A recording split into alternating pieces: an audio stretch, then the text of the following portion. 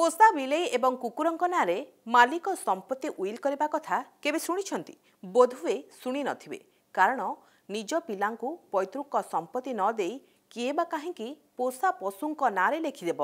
ए खबर आपणको आश्चर्य करुथुब निश्चय, हेले एहा सत।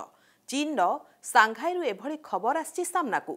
पिता मातांक प्रति अवहेला पिलांकु पड़िछि महंगा। वार्धक्य अवस्थारे पिलामाने देखाशुणा न करिबाकु चलीगला अचलाचल संपत्ति। परिणत बयसरे बिलेई एवं कुकुरंक नारे 23 कोटी टंकार संपत्ति करदेइछंती वृद्धा। चीन सांघाईरु लिउ नामक एही महिला जनक तांको वार्धक्य अवस्थारे पिलामाने देखाशुणा न करिबारु से निजर 23 कोटी टंकार संपत्ति को तांको पोषा कुकुर एवं बिलेई नारे करदेइछंती। अवश्य किछि वर्ष पूर्वरु लिउ तांकर संपत्ति और संचित अर्थ को निजर 3 पिलांक नारे लेखिथिले। हेले चलित वर्ष पिलांक उपरे अभिमान करी से एही संपत्ति को कुकुर बिलेईंक नारे करि देइछंती। एने लिउ कुहंती जे से जेतेबेले रोगग्रस्त थिले तांको पिलामाने तांकु देखिबाकु सुद्धा आसी नथिले, एपरिकी तांको सह कथावार्ता मध्य बंद करि देइथिले।